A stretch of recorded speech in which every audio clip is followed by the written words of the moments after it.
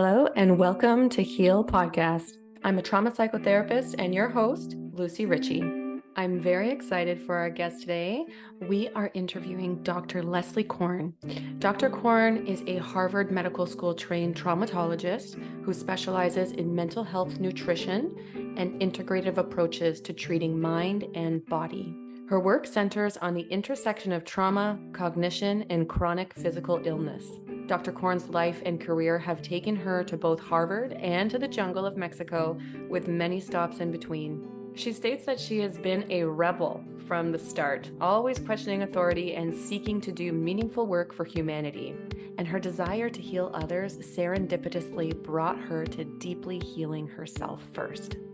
Dr. Korn is also a passionate advocate for culturally traditional medicines used by people around the world. Today, I'm so excited to be diving in and talking with Dr. Korn. But first, here's a cute little moment we shared right before starting the show. Now I'll have a quick sip of my coffee. Oh, me too. Cheers. Oh, is that an espresso? Mm-hmm. Nice. And with freshly made almond milk, I'm very lucky. My husband makes fresh almond milk once or twice a week. Oh, wow. Reason for your visit in January. Yes, yes. All right. So I thought for today, we can sort of dive right in. I'm someone who really does tie in health and fitness into the world of mental health. And when I came across your work, I thought, this is genius. This is just exactly what everybody needs. And so I was thrilled when you said that you would interview with me and come on the podcast, because I think your work is remarkable and I do really want to share it with the world. So without further ado, if you could tell us a little bit about yourself and how you got into this field. Sure. Mm-hmm. Well, I really got into this world of trauma treatment and really healing when I left Boston at the age of 20. I dropped out of school and I traveled to the west coast of Mexico, really on a lark, searching for meaning and purpose. And I wanted to write and really wanted to experience life. And what happened is I ended up in the jungle. There were no cars, no roads, no electricity. It was an small indigenous village on the coast. And I just fell in love with it, with being there, with the people. I felt like I had landed at home. And I stayed for 10 years the first time. And learned so much about my own health and about staying healthy naturally. There were no doctors or nurses, so I had to rely on local healers and herbalists and curanderas. And at the same time, I had left Boston as a feminist activist. I'd been involved in the anti-war movement and the women's Our Bodies, Ourselves movement, really from a teenager. But I'd also trained in meditation. I practiced yoga. And so I also had this interest, even as an undergraduate. I'd studied acupuncture with a Chinese doctor. So I had these two themes running through me of the natural world and natural health and self-regulation, though I don't think we called it that at the time, along with social activism and social change and self-determination, particularly as a feminist, interest in women's health. And as I lived there over the years, I trained in body work. That's really where my clinical work began. I wasn't there nonstop, but I leave every 6 months, travel up to California, travel back. I'd stay for a few weeks perhaps. And over time, I studied body work in large part out of books. And I also had a mentor and really eclectically drew these different methods and trained in cranial sacral work and polarity therapy and deep tissue massage. And as I worked with people, I started a clinic there, a little public health center that was free. Drew in the women that were my neighbors and friends around their herbs, and really was very interested in supporting traditional medicine practices. And as I worked with people, they told me the stories of their trauma. And now I Mm. was ill-equipped to engage with them as we are as psychotherapists, Hmm. but I listened and I began to understand the ways in which the body held the story of the trauma, and people told their stories while they were on the table. And so after 10 years of running my clinic, which then evolved into a place where people came for seminars, where people came and donated their time, and it really evolved as a natural medicine public health clinic, I then felt like it was time to go back to the city, back to Boston, and do some more formal study in Okay. psychology and psychotherapy. And so Wow. that took me then to that next level of understanding. I had no idea that that was your story, that you left at 20. You were sort of on this journey to find yourself, and look at what you've created. It brings a tear to my eye right now, my goodness. And so then you went and you got your PhD, and you focus specifically on plant-based medicines. And so I know that a lot of our foods can influence hormones, can cause inflammation. And so when I think of PTSD and I think of holding everything in the body, I'm just curious if you can expand on that a little bit, and the particular foods that you would advise people to stay away from and gravitate toward. Sure. Well, I want to make the link between what happens when we do psychotherapy and the missing piece, which I think nutrition. I began in food and herbs and nutrition, and then my studies took me into public health, into studying very conventional psychotherapy, psychodynamic work, and I practiced for 15 years. But what I found, meaning I practiced both psychotherapy and body-oriented psychotherapy, what I found was the missing piece, of course, is exercise, but it was particularly the food in the diets that people were eating. That if we weren't nourishing the brain, we talk a lot about the mind, Mhm. but the brain in many ways is the channel, it's the organ in which we channel the mind. And if we don't nourish it correctly, then we don't have the metaphor that I use is we don't have the right fuel in our engine. Like we're driving a car, but we're on empty, or we're driving a car and we need diesel fuel because of the type of car, meaning the type of engine we have in particular, but we're on a different octane. So there's a mismatch and we're sputtering. And I became particularly interested in this in the late 80s when the myth of low serotonin causing depression came out in 1988 with the arrival of Prozac, the first Mhm. SSRI. And so what I witnessed was we know the value and the importance of talk therapy, and everything we do is an adjunct to that.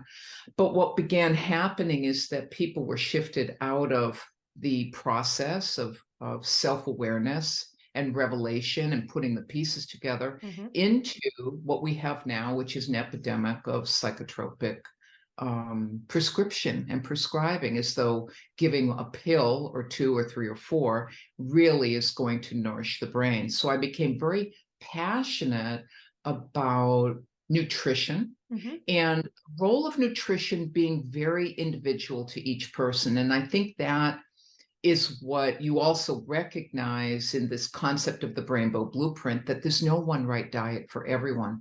There's no vegan, there's no vegetarian, there's no carnivore, there's no keto, whatever the latest fad is. Mhm. We have a very diverse world Yes. and very diverse populations. So I took it to the next step of recognizing there is no one right diet. Mhm. So we have some basics. And the question that I always raise with my clients is, did your grandmother or great grandmother or great grandfather eat this? Can you go pick this packet of sweet and low off a tree?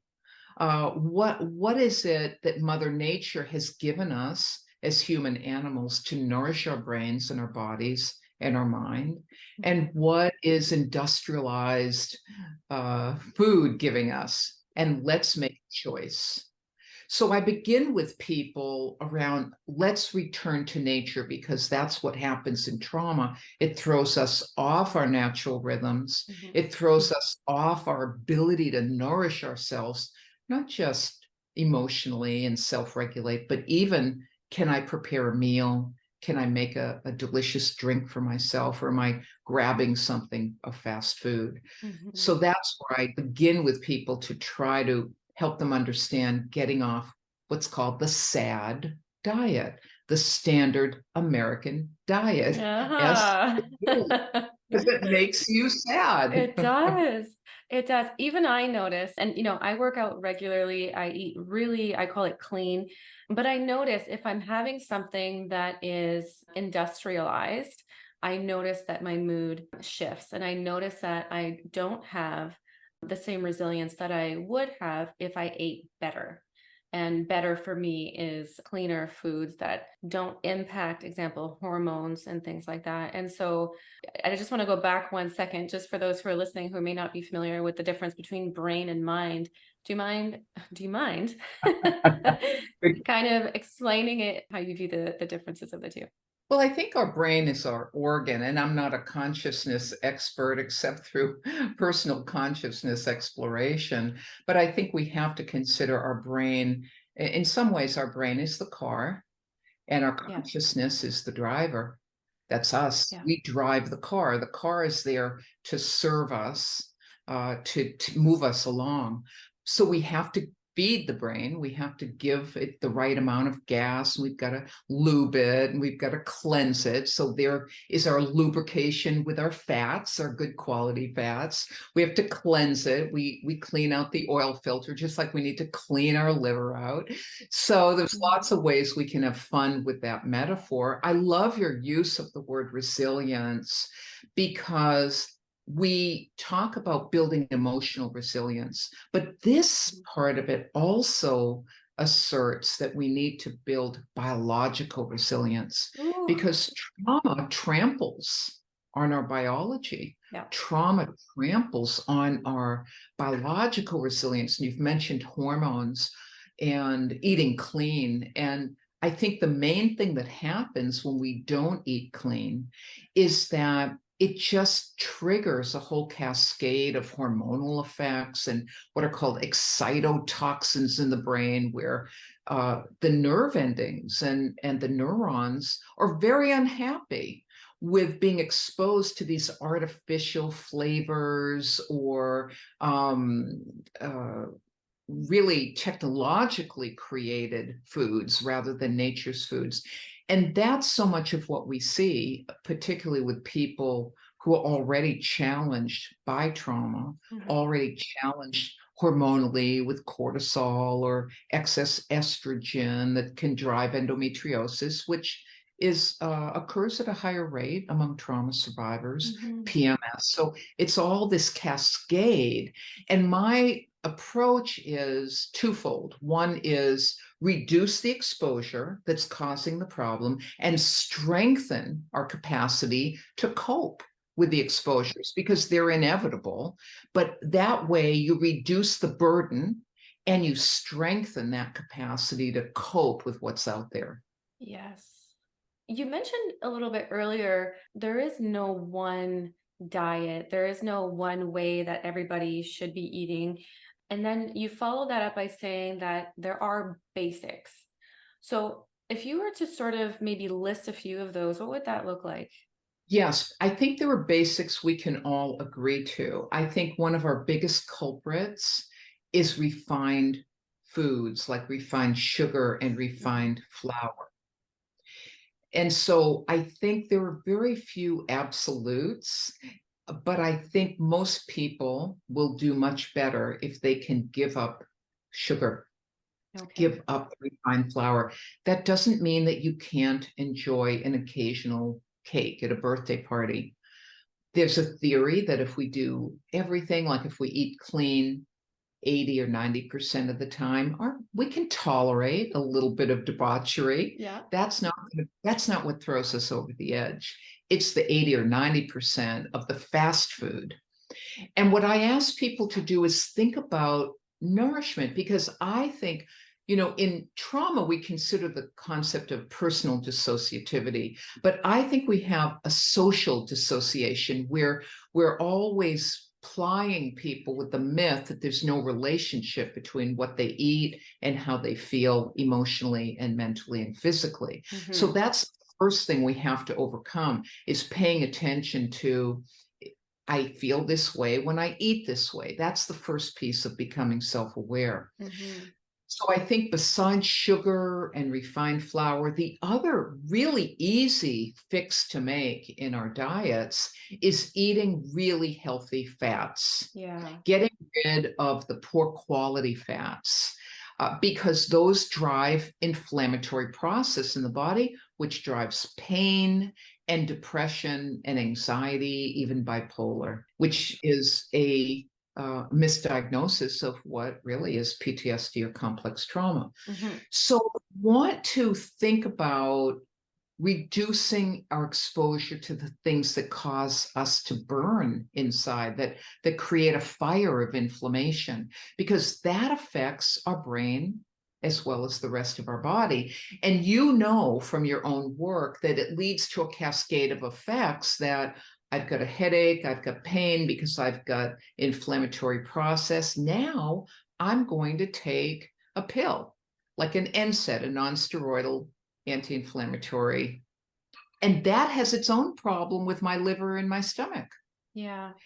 That leads to more effects, and that can lead to then needing a proton pump inhibitor. And so people are engaged in this endless cascade of suppressing symptoms that arise really in large part from either food insecurity or lack of access to these quality foods. So I Mm-hmm. think if you're going to make the first two steps, you relinquish sugar, you relinquish the white flour, except on very special occasions, Yeah. and you concentrate on your good, healthy fats that nourish your brain and nourish your body. And these are olive oil, cold pressed olive oil. You can't do better than that.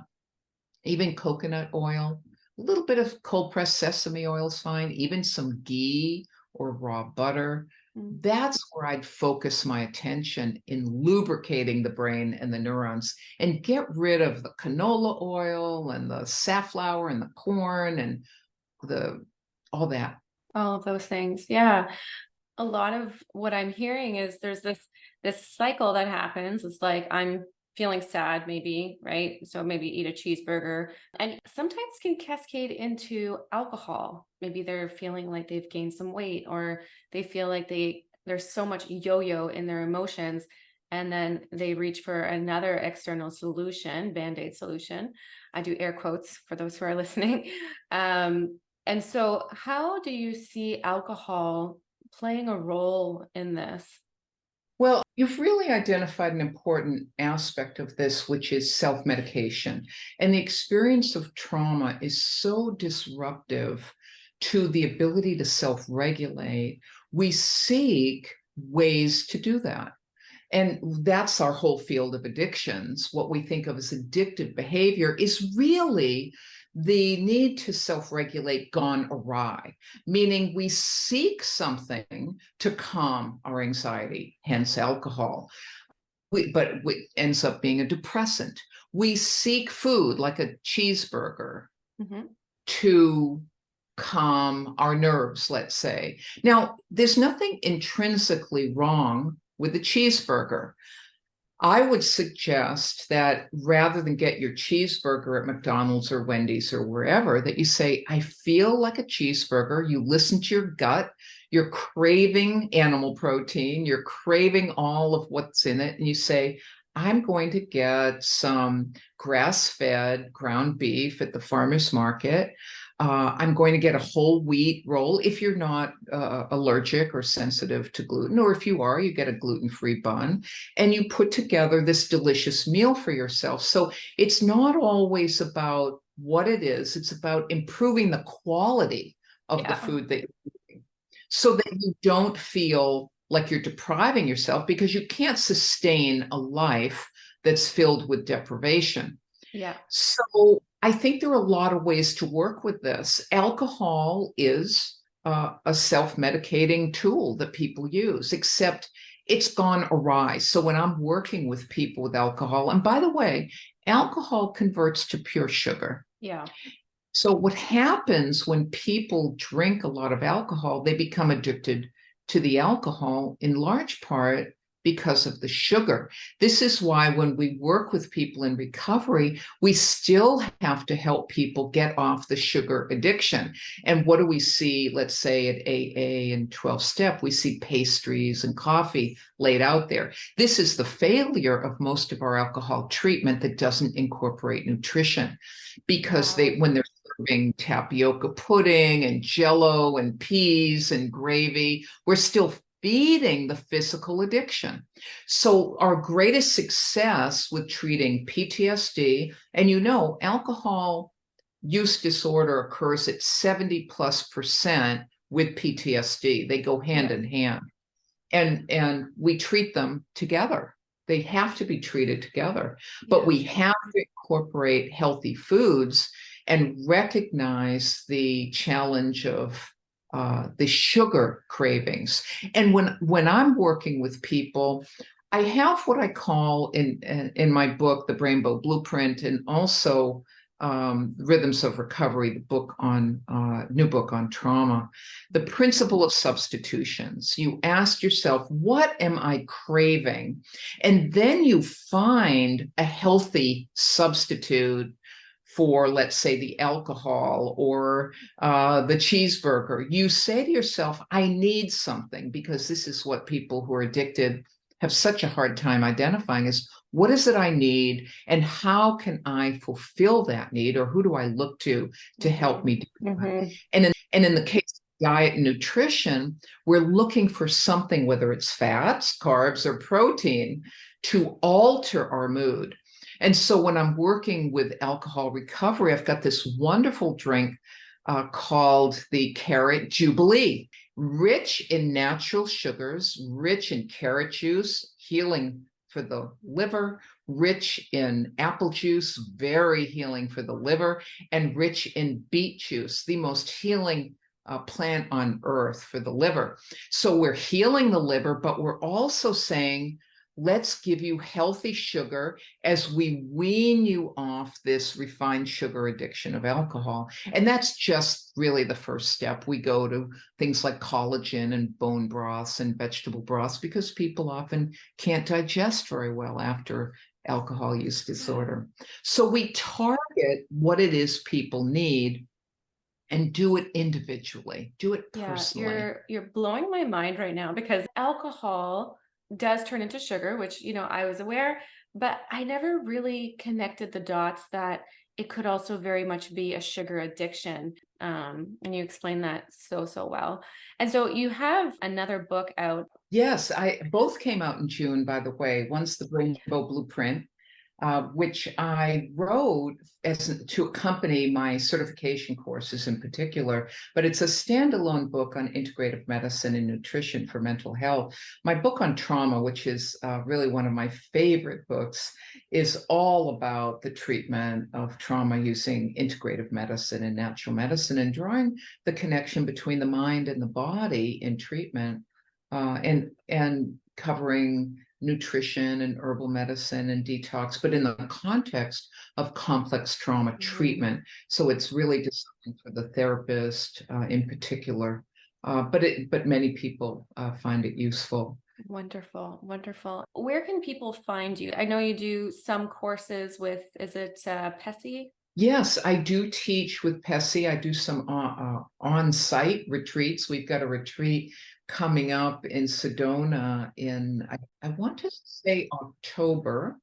And I also have my own institute where I've got 3 online certification programs. And I also have shorter programs where any that are really open to anyone. I've got stress reduction, and I've got programs on diabetes type 2, which often co-occurs with trauma. We're about to launch some very special brain mind exercise and coordination videos because I do a lot of work. As you know, PTSD co-occurs with traumatic brain injury quite commonly.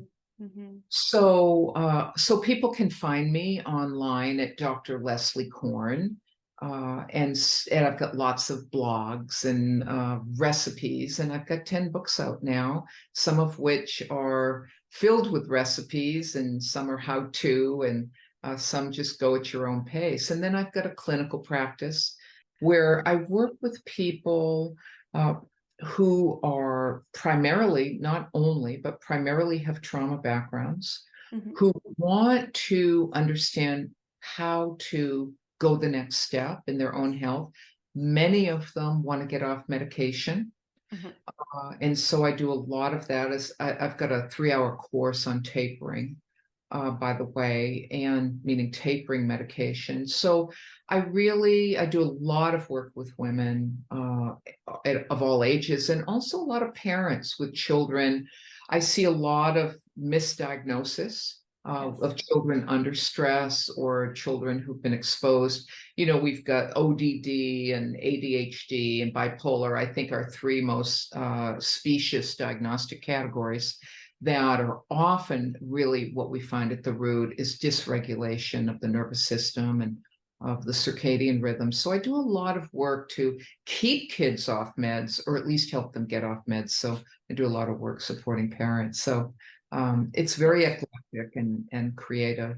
Yeah, very important work because yeah, I heard a stat the other day. I don't remember the number, but it was alarming about the number of children, including some infants, who are on these regulating medications like forms of Ritalin and so forth. And it just breaks my heart. And it's a dysregulation. They need a calm nervous system to help calm their own nervous system. And I'm just so happy that you're doing this work. It's really important.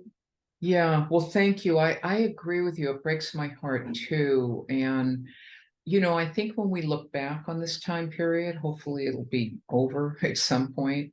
I don't know if you remember that autism used to be blamed on mothers.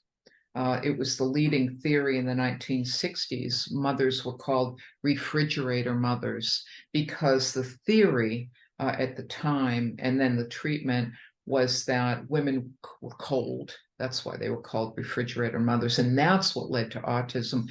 And really, if you look at the history of medicine, you look at the history of a great deal of missteps, Yeah. and particularly, not solely, but particularly assaults on women, assaults on mothers. And it was very damaging and very traumatizing to women. And we can go back to looking at lobotomies of the 1950s, thinking that that was going to cure psychosis. Well, it cured brain function is what it did. It absolutely Mm-hmm. destroyed brain function. And we can go back in time. Now, today we think, well, we know what's going on. But Mm-hmm. I would suggest that our equivalent today to lobotomies and to the refrigerator mother is these misdiagnoses and Yeah. overprescribing. I would maintain that there's very little reason medications are needed, and that unfortunately that is the ethos in which we live, but it doesn't make it right or correct. And I think hopefully it won't take 10 years, but 10 years, 20 years, 30 years, we'll look back and say, what were people thinking? Yeah. One of the other things that, when I'm thinking of all these pills is sleep. A lot of people who have dysregulation, they can't sleep. So whether it's post-traumatic stress or post-traumatic stress disorder or complex, do you have anything to offer in terms of how they can sleep? It's absolutely where I start. Mhm. Without sleep, you can't have good mental health. Um, and I've got two books that address this. Mhm. One is called Nutrition Essentials for Mental Health, and the companion book is called The Good Mood Kitchen.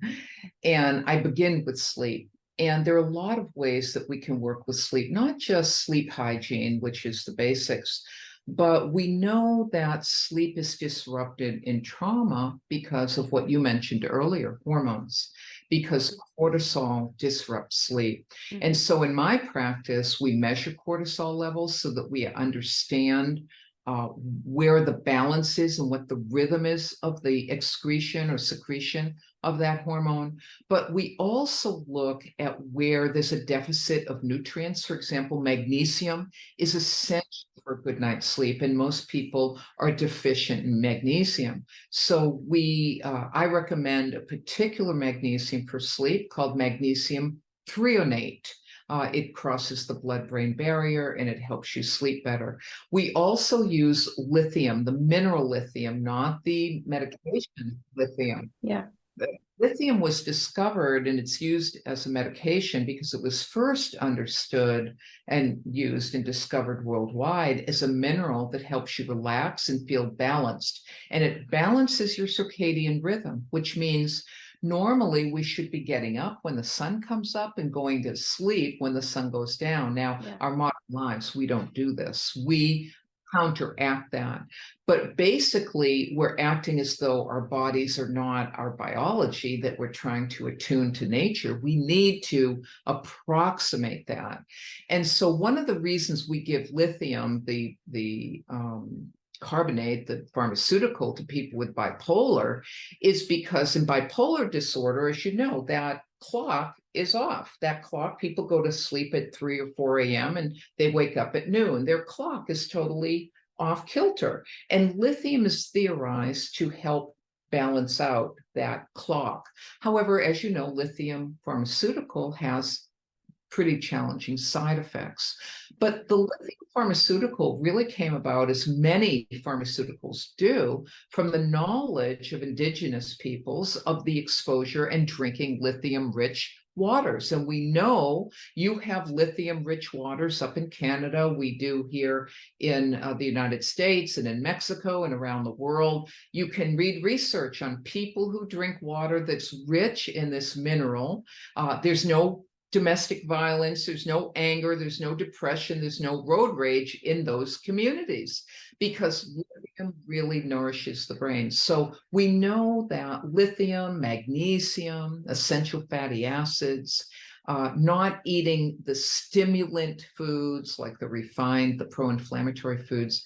We really put together a whole protocol for people, but you can begin by reading about those methods. The other thing, we were talking about alcohol. When I'm working with someone who's coming off of alcohol, because as you know, alcohol really disrupts sleep. People often drink to go to sleep, but then they wake up a few hours later because it converts into a stimulant. So I like to work with some gentle herbs and nutrients. Could be tryptophan, could be 5-HTP, it might be kava kava. There are a variety of ways we bundle these different nourishing, I call it nourishing the neurons, to help people sleep. We do timed exercise, and we go from there, really transforming one's self-care approach. So there's lots to do with sleep, and I agree, it's really the most important place to start. Yeah, yeah. And just for those listening, I'm sure they're wondering where can I get some lithium that's natural? You mentioned in water, is that some sort of source? Unless you're going to go off on a nice vacation into some mineral springs, lithium-rich mineral springs, but you can't really bottle it much anymore. But we use over-the-counter nutrients. But, you know, now that you're saying this, I don't think it's available in Canada. Okay. You're in Canada. I am. The United States and most of the rest of the world, but Canada does not allow it. So there may have to be some other creative ways to get it. Okay. What you can do, there's another thing that I use for sleep called Alpha Stim.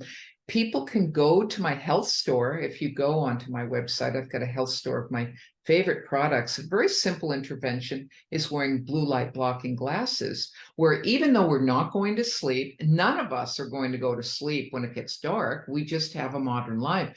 But if I put on blue light blocking glasses, I start to give information to the brain that it's time to quiet down and start stimulating it.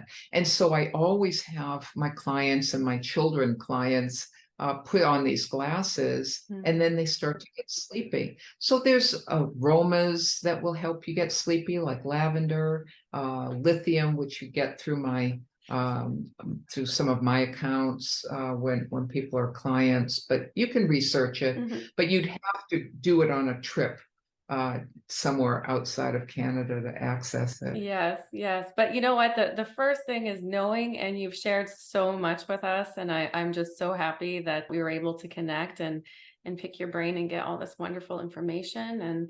And again, your books are out, 2 books. Rhythms of Recovery, Integrative Medicine for the Treatment of PTSD and Complex Trauma, and The Rainbow Blueprint. And those are 2 of my latest books. And you can find everything on Amazon. I've got an Amazon page, or you can go directly to the publisher, go to my webpage. And I've got some downloads and some sections that you can read about. Heal Podcast is an educational platform that aims to depathologize trauma through meaningful conversations. None of the information provided is intended to replace conventional therapy, and all listeners are invited to seek their own professional services for their unique concerns. We are thrilled to have our listeners as part of our growing community. We strive to make our conversations as educational as possible and, of course, interruption-free, which is why we do not include advertisements. So with that, I ask that you please subscribe to Heal Podcast, like and share it with your friends, and of course with your social media to support the growth of this channel. I'd love to stay in touch with you, so come follow me on Instagram at Heal Psychotherapy. You can follow me on YouTube, and you can also come visit us at healpodcast.com, where we do give away lots of free resources. You can get a free ebook, and you can also submit a question for our next guest. Last but not least, I'd like to take a moment to thank Jordan Bernard for creating the music for Heal Podcast. And of course, I'd like to thank you so much for being here. And as always, I'm truly rooting for you.